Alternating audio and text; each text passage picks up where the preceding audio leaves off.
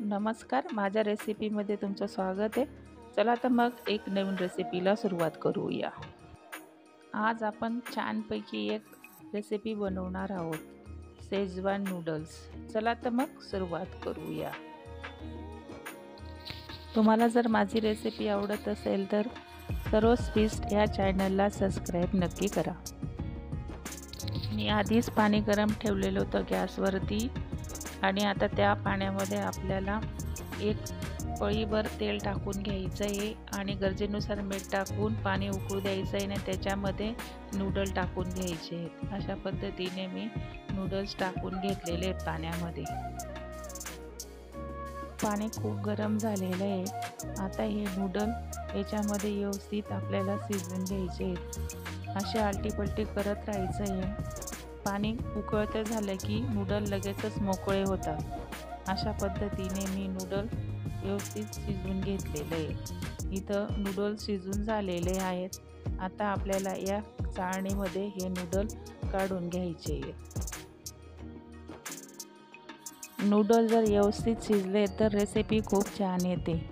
याच्यामध्ये एकच आहे की नूडल व्यवस्थित असे मोकळे शिजले पाहिजे. पाणी उकळल्यावरतीच नूडल पाण्यामध्ये टाकायचे, मग व्यवस्थित शिजतात नूडल. गॅस चालू करून घेतलेला आहे, कढई ठेवून घेतलेली, गरजेनुसार तेल घेतलेलं आहे, चॉप केलेला अद्रक लसूण टाकून घेतलेलं आहे, शिमला मिरची टाकून घेतलेली गरजेनुसार, कांदे टाकून घेतलेले आहेत गरजेनुसार, हिरवी मिरची टाकून घेतलेली गरजेनुसार. आणि आता याला चांगलं परतून घ्यायचं आहे आपल्याला. अशा पद्धतीने मी हे सर्व परतून घेतलेले. सोया सॉस घेतलं आहे 2 स्पूनभर, ते टाकून घेतलेलं आहे. याच्यामध्ये 2 स्पून सोया सॉस टाकून घेतला आहे, 1 स्पूनभर रेड चिली सॉस टाकून घेतलेला आहे, 1 स्पूनभर ग्रीन सॉस टाकून घेतलेला आहे. आता शेजवान चटणी 2 स्पून टाकून घ्यायची आपल्याला. इथं 2 स्पून घ्यायची आहे शेजवान चटणी. अशा पद्धतीने मिक्स करून घेतलेले आहे. जे नूडल आपण शिजवलेले होते ते आता टाकून घ्यायचे त्याच्यामध्ये. अशा पद्धतीने नूडल टाकून घेतलेले आणि आता चांगलं याला मिक्स करून घ्यायचं आहे नूडलला. अशा पद्धतीने मी नूडल कढईमध्ये टाकून घेतलेले आहे आणि आता व्यवस्थित याला आलटीपलटी करत राहायचं आहे.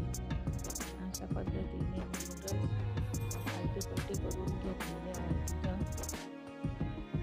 याच्यामध्ये तुम्हाला अजिनोमोटो टाकायचं असेल तर तुम्ही टाकू शकतात, मी इथं टाकलेले नाही आहे.